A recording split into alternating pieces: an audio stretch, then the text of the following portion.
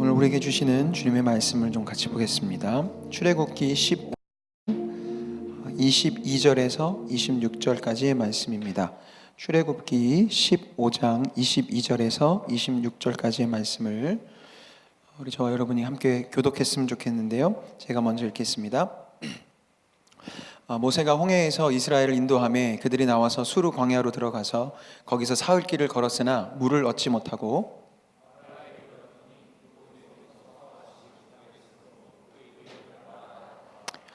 백성이 모세에게 원망하여 이르되 우리가 무엇을 마실까 하매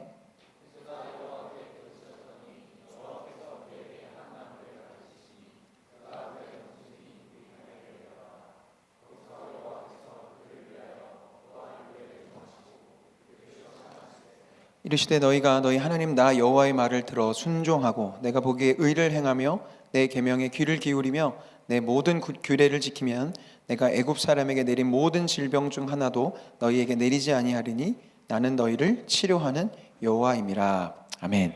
아멘. 우리 마지막에 있는 그 끝 표현 나는 너희를 치료하는 여호와다. 이게 히브리어 원어로 보면 여호와 라파 이렇게 되어 있거든요. 우리를 치료하시고 치유하시는, 우리를 회복시키시는 하나님을 오늘 여러분과 좀 나누고 싶습니다. 오늘 제 마음은 우리 리더들 방에도 올렸지만 사실 저에게는 신유의 은사가 없어요. 저에게는 특별히 강력한 성령의 어떤 은사로 하나님 저에게 주신 것은 없지만 그래서 제가 신유의 어떤 집회를 할 수는 없죠. 당연히 물론 그런 은사를 주신 사역자들이 있습니다. 그분들이 안수하면 정말 병이 낫고 그분들이 하시는 어떤 그런 사역 가운데 기도 시간에 놀라운 그런 회복이 있는 일들이 있지만 물론 저에겐 그런 은사는 없어요. 다만 오늘 이 자리에 제가 이 치료하신 하나님을 여러분들에게 어떻게 보면 설명하고 하나님 어떻게 우리를 치료해 가시는지를 설명할 텐데 최대한 이 설명을 좀 압축해서 전하려고 해요. 그래서 다소 오늘의 메시지가 여러분들에게 딱딱할 수도 있고, 왜냐하면 제가 뼈대만 왜냐하면 살을 붙이기 시작하면 또 길어지고 기도할 수 있는 시간이 줄어들기 때문에 최대한 제가 간략해서 이 치료하시는 하나님의 그 원칙들, 성경적인 방법들, 그 의미들에 대해서 제가 최대한 짧게 설명을 드리고 오늘은 정말 기도하는 시간을 집중해 보려고 합니다. 왜냐하면 여러분을 치료하신 건 저의 어떤 능력이나 은사가 아니라 이곳에 임하신 하나님이 여러분을 치료하시는 거잖아요. 그죠? 그렇죠? 그 하나님에 대한 기대감을 가지고 하나님이 나의 몸, 특별히 오늘 이제 마음의 치유하심에 대해서 집중해서 나눌 텐데 내 마음의 회복과 치유하심을 위해 여러분들이 기대하는 마음으로 하나님을 기대하시는 마음으로 우리 말씀 들으시고 같이 나를 위해 또 혹은 내 가족이나 친구들 중에 지금 참 어려운 질병으로 또 마음의 질병으로 아파하고 소망을 잃은 지체를 위해 중보하시며 오늘 살아계신 성령께서 그곳에 일하실 수 있도록 그렇게 집중했으면 좋겠습니다. 저에게는 우리 모두가 지금 다 이렇게 아프신 데가 조금씩 있으시죠? 그렇죠? 우리 30대들 있으시죠? 40대들 저도 이제 곧 40이 돼요. 그러니까 몸에 반응이 막 옵니다.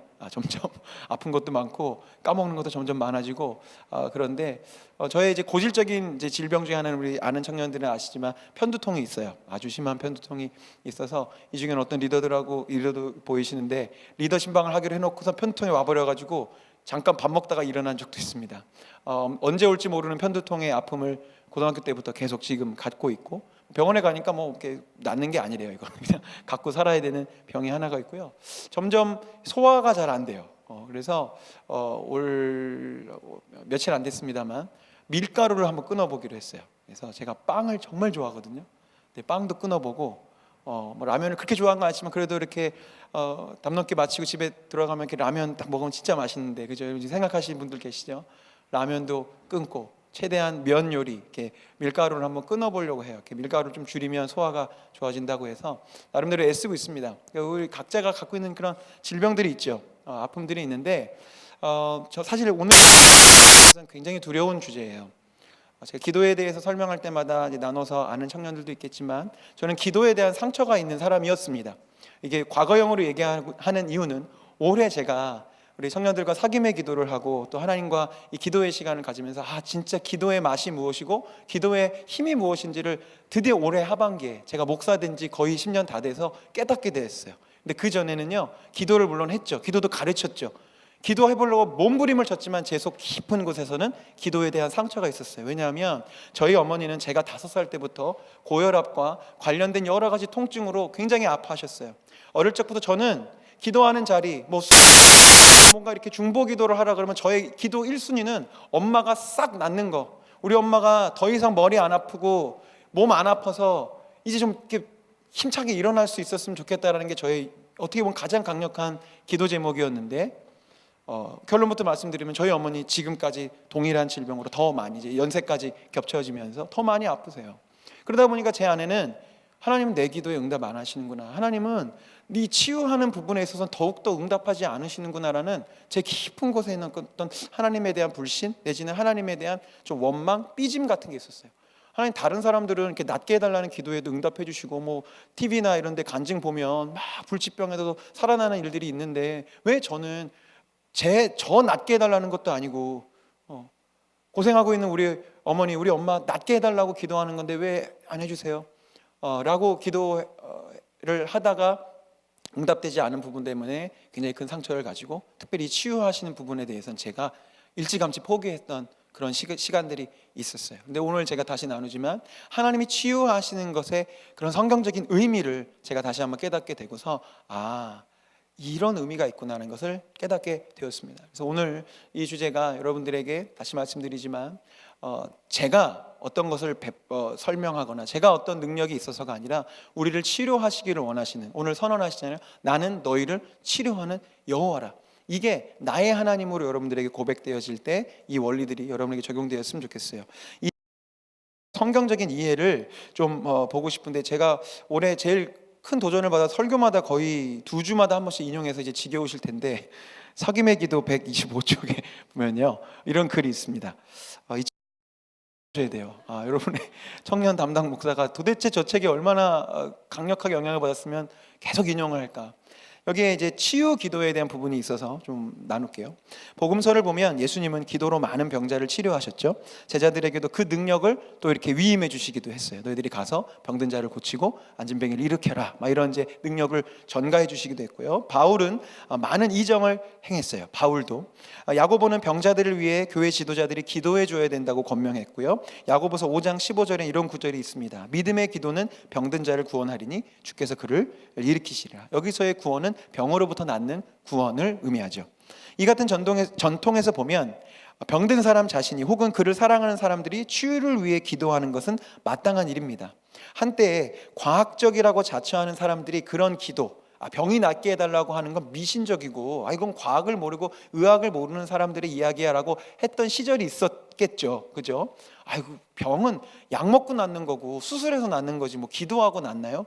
그런데 보세요. 이제 글을 보면 이제는 오히려 의사들이 기도의 효과를 인정하는 추세이다. 기도와 영성 생활이 받고 있고 임상적으로 연구되고도 있답니다. 최근 통계에 의하면 미국 의과대학 중 50% 이상이 치유와 영성과 같은 과목을 개설하고 있대요. 그러니까 단순히 어떤 물리적인 의학적인 어떤 그런 치료만이 아니라 어떤 영성, 스피리추얼 어떤 그런 행동들을 통해서도 치료가 일어난다는 것이 과학적으로도 밝혀지기 시작한 거죠.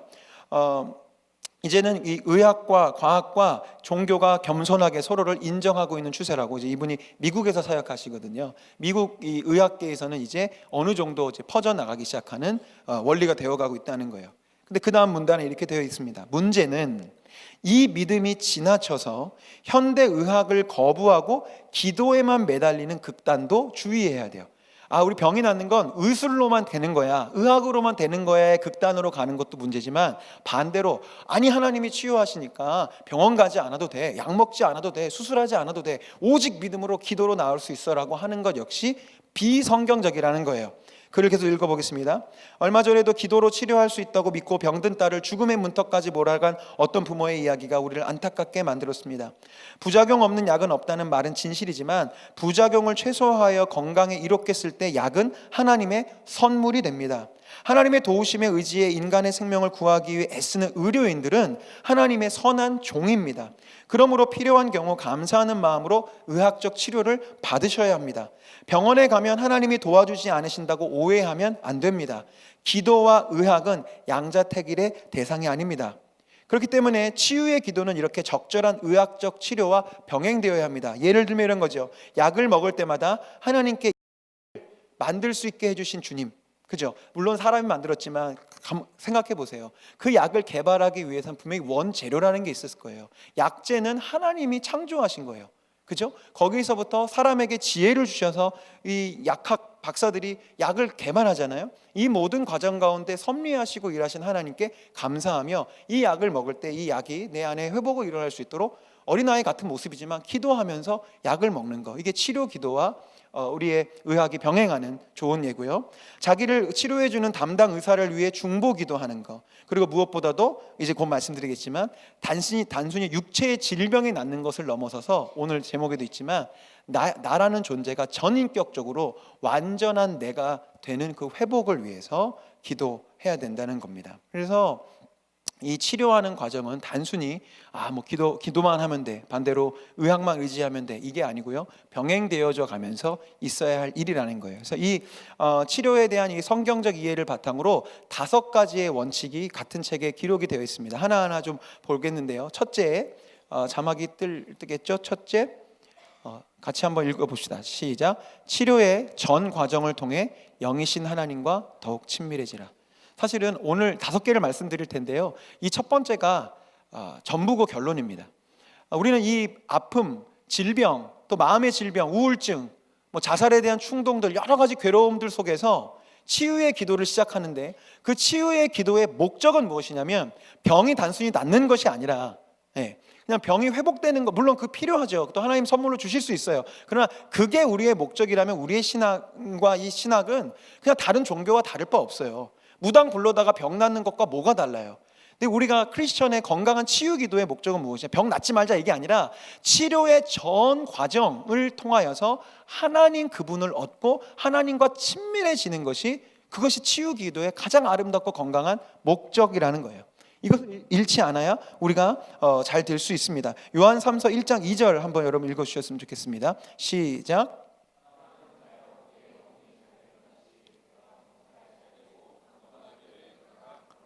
아멘. 잠깐 자막 띄워주세요. 참 좋은 구절이죠. 사도 요한이 편지를 보내면서 축복의 메시지, 기도의 중보 기도를 하는 거예요. 이제 이 편지를 받아 읽는 성도들을 위해 이렇게 기도했다는 거죠. 사랑하는 자여, 내 영혼이 잠든 같이 범사에 잘되고 강건하길 원하노라. 순복음교회에서는 이거를 삼중 축복, 삼박자 축복이라 그래요. 완벽한 축복이에요. 영혼이 잘되고, 하는 일이 잘되고, 몸이 강건한 거. 우리가 모두가 바라는 일이죠.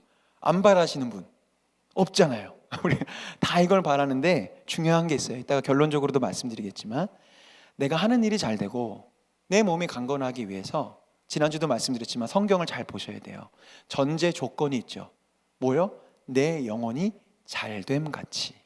아무리 내가 하는 일이 잘 되고 내 몸이 강건하고 튼튼해서 막 며칠 밤을 새도 강건하여도 내 영혼이 잘 되어 있지 않으면 아무 소용이 없는 겁니다. 반대로 내 지금 상황이 형편이 좋지 않고 내 몸이 강건치 않아도 내 영혼이 잘 되면 여기에서부터 시작될 수 있는 거예요. 치료의 전 과정을 통해 영이신 하나님을 만나보자라고 하는 이유가 여기에 있어요. 우리는 아플 수 있어요. 또 이 중에는 몸의 질병 때문이 아니라, 오늘 다른 주제이긴 하지만 내 생활의 형편과 어려움들 때문에 범사에 잘 되고의 반대, 범사에 다 안 되고 이 상황에 처해 있어서 마음의 질병을 가지고 계신 분들도 있을 수 있어요. 그래, 우리는 아플 수 있어요. 괴로울 수 있어요. 그러나 영혼의 잘됨 가치를 잃지 않는 자는 그 다음의 단계로 나아갈 수 있기 때문에 우리는 이 치료의 전 과정을 통해 영혼의 잘됨을 위해 애쓰셔야 돼요. 시편 119편 71절을 한번 보겠습니다. 제가 읽겠습니다. 고난 당한 것이 내게 유익이라, 이로 말미암아 내가 주의 율례들을 배우게 되었나이다. 여러분 잘 알고 계시는 구절이죠. 고난이 왜 유익이 될까요? 아까 우리 찬양인도 하면서 나눴지만, 왜 하나님은 굳이 그렇게 못되게, 왜 우리에게 약함을 주시고 또 나중에 강함을 주시는 그런 이상한 짓을 하실까요? 계속 나누겠지만 여러분, 우리는 고난 가운데에서 비로소 하나님의 실존을 경험하기 때문에 그래요. 저희 어머니 얘기를 했죠. 저희 어머니가 지금 따져보니까 한 35년째 아프신 거네요. 35년째 아프세요. 너무너무 통증이 너무 심해서 저희 어머니의 유일한 낙은 아침에 저희 집 앞에 있는 그 운동장에 그 운동을 마치시고 그 뜨거운 온탕에 들어가시는 게 유일한 낙이에요. 왜? 그 뜨거운 탕에 들어갈 때만 조금 통증이 가셔지니까. 아니 가셔진다기보다 그냥 이렇게 무마되는 거죠. 근데요, 제가 어머니와 이렇게 가끔씩 신앙의 이야기를 나눌 때가 있는데요, 고백을 하세요. 내가 아프지 않았다면, 내가 그때 약하지 않았다면 아마 나는 엄청 교만해졌을 거야. 아마 내가 너를 내 욕심을 키웠을지도 몰라. 내가 아마 너를 목회의 길로 가지 않게 만들었을지도 몰라. 남들한테 자랑하고 싶은 아들, 남들한테 우리 하는 그런 거 만들려고 이거 시키고 저거 시키고 했을지 몰라. 그런데 하나님이 나를 아프게 하셔서 나는 그걸 할 수 있는 힘이 전혀 없었어. 그리고 이 아픔 속에서 나는 하나님을 경험하고 하나님이 나를 지키신다는 것을, 이 아픔에도 불구하고 나로 하여금 걷게 하고 살게 하시는 그것을 정말로 진심으로 고백하시더라고요. 저는 그 과정을 통해서, 물론 저희 어머니는 여전히 아프시지만 저는 이제는 엄마의 몸의 회복을 위해서 기도한다기보다 이 믿음이 잃지 않도록, 고통 가운데 주님을 향한 이 신뢰가 사그러들지 않도록 오히려 영혼의 잘됨을 위해서 기도하고 있어요. 근데 제가 확신하건대 저희 어머니는 이 고통의 시간, 30여 년의 시간을 통해서 하나님을 분명히 얻으시고 지금도 붙잡고 계시는 하나님을 경험하고 계십니다. 이 부분에 대해서 이따 결론을 한 번 더 나누도록 할게요. 두 번째, 이 건강한 치유 기도의 두 번째 원칙입니다. 둘째, 제가 읽을게요. 생명을 해치는 생활 방식을 청산하고 건강한 습관을 찾아 실천하라. 아까 말씀드렸듯이 기도한다는 건 그냥 기도만 하는 게 아니고요, 기도 가운데 주시는 하나님의 지혜를 받아야 돼요. 이 책에서 김영보 목사님이 우리의 건강이 무너지는 5가지의 요인들을 설명하시더라고요. 첫 번째는 기질적이고 유전적인 요인들이 있어요. 이건 어떻게 할 수가 없어요. 하나님이 나에게 주신 고난이라는 선물이죠. 네, 어떻게 해요? 유전적으로 받은 질병이 있는 걸. 저희 딸, 둘째 아들 다 지금 다 안경을 두껍게 써요. 네, 안경 쓰는 게 질병은 아닙니다만 누굴 닮아서 그렇게 써요? 네, 저 닮아서 그렇죠. 유전은 어쩔 수 없어요.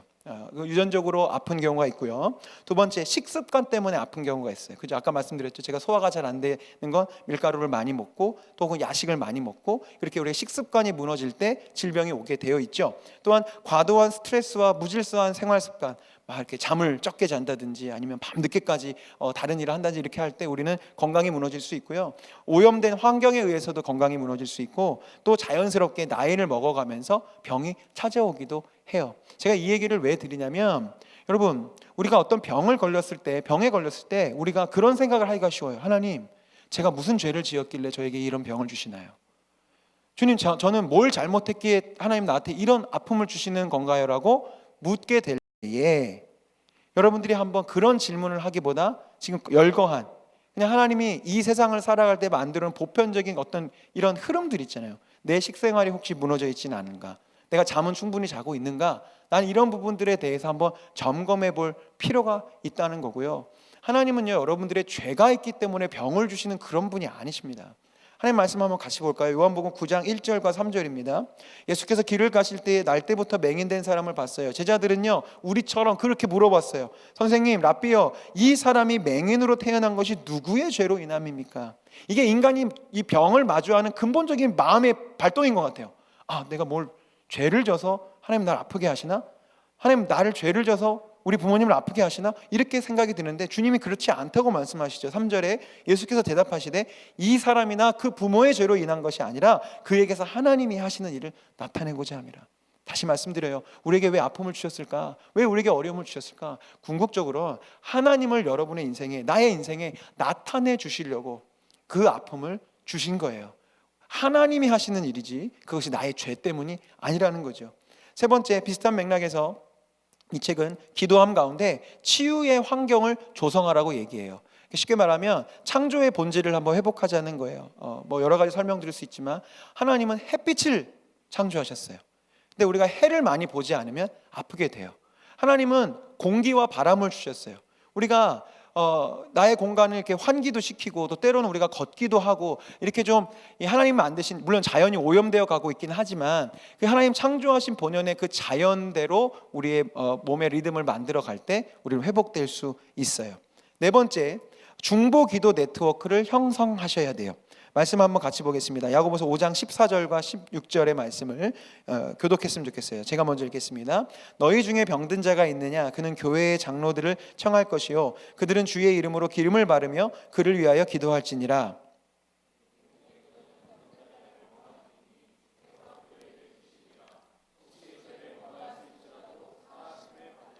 16절 그러므로 너희 죄를 서로 고백하며 병이 낫기를 위하여 서로 기도하라. 의인의 간구는 역사하는 힘이 큼이니라. 아멘. 이 구절에도 기도와 의학이 병행되어야 함이 이미 2000년 전에 신약의 시대에도 있음을 알 수 있어요. 지금 이 야고보가 편지를 하면서 기도하고 하면서 주의 이름으로 기름을 바르다. 그러니까 이 기름은 연고 같은 그런 개념이거든요. 그러니까 치료제를 하면서 기도하라고 가르쳐 주고요. 또 16절에 중보기도, 병 낫기를 위하여 서로 기도해 주어라. 이 책에도 있고 저도 경험하고 우리 많은 분들이 경험하시지만 어떤 이가 아플 때, 정말 힘든 아픔과 질병 가운데 놓였을 때 중보기도는 정말 강력한 힘을 발휘하게 되는 것 같아요. 길게 나눌 수 없기 때문에 저희 딸 지우가 태어나자마자 신생아 중환자실에 가게 됐죠.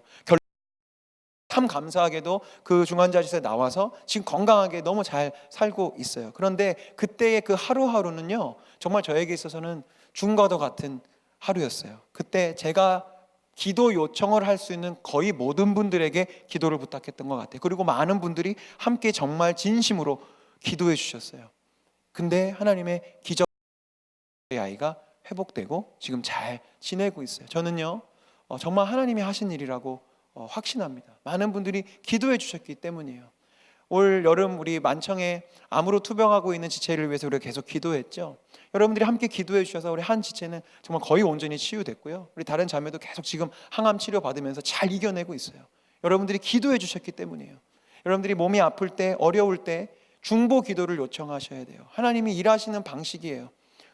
서로 병이 낫기 위해서 기도할 때 하나님은 나 혼자 기도하는 것보다, 모르겠어요, 하나님 그렇게 일하실 때가, 그런 케이스가 훨씬 많아서 중보 기도를 통해서 당신의 살아계심을 나타내시는 것 같아요. 다섯 번째, 요건 같이 읽읍시다. 시작. 회복된 건강으로 다른 사람을 위해 봉사하고 섬겨야 된다. 첫 번째 원칙하고도 좀 연결이 돼요. 왜 우리가 치료되어야 될까? 왜 우리가 치유해야 될까? 이 병이 왜 나아야 될까? 내 마음의 질병과 고통에서 난 왜 해방되어야 될까? 우리는요, 주의하지 않으면 단순히 병이 낫는 것, 내 마음이 평안해지는 것, 내 상황이 조금 나아지는 것이 목적이 되기가 쉬워요. 그러면 이런 일이 일어나요. 예수님의 사람이란 제자훈련 교재에 있는 예화인데요, 어떤 한 여자 권사님이 담임 목사님한테 가서 항의를 했대요. 목사님 왜 내 남편을 위해서 기도를 해가지고 나한테 이런 일이 일어나게 합니까? 상황인즉슨 이 권사님의 남편이 불치병에, 죽을 병에 걸린 거예요. 그래서 온 교회가 기도하고 특히 담임 목사님이 열심히 그 남자분을 위해서 열심히 기도했어요. 그래서 하나님 기적 가운데 그 남자분이 온전히 치유됐어요. 그런데 문제는 그 치유된 남자분이 그 건강한 몸으로 뭘 했냐면 바람을 핀 거예요. 예, 교회의 다른 성도와. 그래서 이 권사님이 너무 원망스럽다는 거예요. 차라리 병이 낫지 않았다면 우리 가정에 이런 일이 없었을 텐데 목사님이 기도해 주셨어요. 물론 목사님한테 항의한다면 너무 그 마음이 안타까워서 그런 이야기를 하셨겠죠. 그 내용을 제가 제자훈련 교재에 보면서 우리의 삶의 목적이 무엇이냐, 기도응답의 목적이 무엇이냐에 대한 맥락에서의 예화였는데, 여러분 우리도 그럴 수 있어요. 여러분, 바람을 핀다는 얘기가 아니라 회복되어진 건강을 가지고 하나님의 나라와 영광을 위해 살아가야죠. 그러라고 회복을 시킨 거예요. 치료의 전 과정을 통해서 영이신 하나님을 만난 사람은요, 하나님을 위해서 자신의 삶을 드려요. 왜? 나를 회복시켜 주시고 나에게 세임 주시고 내가 약할 때 강함 되신 주님께 감사해서라도 주의 영광을 위해 살아가게 돼 있는 게 당연한 것인데, 우리의 기도의 목적과 신앙생활의 목적과 예배의 목적이 내가 잘 되고 내 병이 낫고 내가 좀 형통케 되는 것이 목적이라면 아무리 고상한 기도를 하고 아무리 대단한 지식적인 제자훈련을 받는다 할지라도, 계속 말씀드리지만 무당 앞에 가서 굿하는 신앙과 이 모습이 다르지가 않다고요. 결국 내 목적을 위해 신을 써먹은 거잖아요. 내 병이 낫기 위해서 하나님을 써먹은 거예요. 내 병이 나으려고 금식기도 한 거고 내 병이 나으려고 뭔가를 한 거죠. 그런 이들에게는 나아진 건강으로 오히려 죄를 짓는 경우들이 훨씬 더 많아요. 그래서 우리는 항상 기억해야 돼요. 내가 치유된다면, 내가 회복된다면 주를 위해 살리라 라고 하는, 하나님과의 거래를 하자는 것이 아니라 그 건강한 삶의 목적을 향해 달려가는 것이 필요하죠. 이 5가지 원리들, 결국 하나님을 향해 달려가는, 아픔과 질병을 놓고 치유하며 기도해서 하나님께로 나아가는 이 건강한 치유 기도의 원칙을 가지고 계실 때 우리의 이 치유 기도는 정말 아름다운 의미를 가질 수 있게 되는 것입니다. 그런데요, 한 번 더 여러분들에게 이 치유와 관련된 오해를 좀 설명드리면, 같은 책에 계속 이런 말이 있어요. 치유 사역을 하는 사람들의 글이나 설교를 보면 질병이 모두 악이며 질병을 완치하는 것만이 하나님의 뜻인 것 같은 느낌을 받게 됩니다. 가끔 그런 책이나 그런 설교를 들을 때가 있어요. 여러분들이 아픈 건 죄가 있기 때문입니다. 막 이렇게 믿음이 있으면 그 어떤 질병도 치료받을 수 있으며, 따라서 아프다는 건 내가 뭔가 아프고, 곧 말씀드렸지만 내 마음의 질병 요즘 많잖아요. 우리 청년들도 우울증이 있고 나에게 중독 증상이 있고 뭐가 있다는 건 여러분 믿음이 없어서 그런 거예요 라고 하는 이야기를 듣게 될 때 우리가 정죄감을 받는단 말이에요. 근데 여러분 속으시면 안 돼요. 그 병이 나았어야 돼요. 그렇지 않습니까? 사도 바울은요, 육체의 질병, 아주 심각한 질병을 갖고 있었어요. 말씀 한번 같이 보겠습니다. 고린도후서 12장 7절에서 9절이에요. 여러 계시를 받은 것이 지극히 크므로 너무 자만하지 않게 하시려고 주님이 내 육체에 가시, 찌르는 가시예요. 그 가시, 곧 사탄의 나를 쳐서 너무 자만하지 않게 하려 하심이라. 자, 7절 잠깐만요. 7절 잠깐만. 바울에게 질병이 있었어요. 저 육체의 가시를 보고 많은 신학자들이 대부분의 경우는 간질, 갑자기 발작이 와서 거품 물고 쓰러지는 질병으로 보고 있고요. 또 어떤 학자들은 눈의 질병이라고 보고 있고요. 저희 담임 목사님은 요로결석이라고 이야기하십니다. 예, 본인이 그것을 갖고 너무 가시로 찌르는 것처럼 아프다고. 뭐가 됐든지 간에 심각한 질병이었던 것은 분명해요. 왜냐하면 8절 보세요. 이것이 내게서 떠나가게 하기 위하여 내가 3번이나 주님께 간구했어요. 바울이요, 믿음 좋은 바울이요, 삼층청을 보고 온 영적 계시와 경험이 충만한 그가 하나님 앞에 3번이나 간구했다고요. 하나님, 이 병 좀 낫게 해주세요. 근데 9절에 주님이 뭐라 말씀하시냐면 나에게 이르시기를 내 은혜가 너에게 족하도다. 이는 내 능력이 약한 데서 온전하여짐이라 하신지라. 그러므로 도리어 내가 크게 기뻐함으로 나의 여러 약한 것들에 대하여 자랑하리니 이는 그리스도의 능력이 내게 머물게 하려 함이라. 아멘. 아멘. 여러분, 누가 여러분들에게 그렇게 와서 너 열심히 안 믿어서 아픈 거야, 너 죄가 많아서 아픈 거야 라고 할 때 사도 바울을 생각하세요. 사도 바울이 죄가 많아서 아팠습니까? 믿음이 부족해서 아팠습니까? 아니에요. 하나님은요, 우리에게 약함과 아픔을 허락하시는 이유가 뭐냐면 우리가 약할 때, 우리가 아플 때, 안 그랬으면 좋겠는데 우리가 그보다 더 좀 지혜로웠다면 그럴 필요가 없었을 텐데, 우리 인간이라는 족속이 어떠냐면 우리가 약해지지 않으면, 우리가 아프지 않으면 도무지 주님을 찾지 않아요. 우리 삶에 다 그런 경험 있으시죠? 건강할 때 막 하나님 찾을 것 같으세요? 우리 건강하고 일 잘 돼봐요, 하나님 안 찾아요. 우리 금방 교만해진다고요. 그 건강함으로 내가 하고 싶은 거 하는데, 특히 청년의 시기에는 이 젊음과 열정과 이 혈기로 내가 하고 싶은 거 하지. 근데 조금이라도 몸이 아프고 내 안에 연약함이 들어와 보세요. 하나님을 의지하게 돼요. 하나님께 도움을 구하게 돼요. 바울이 그것을 경험한 거예요.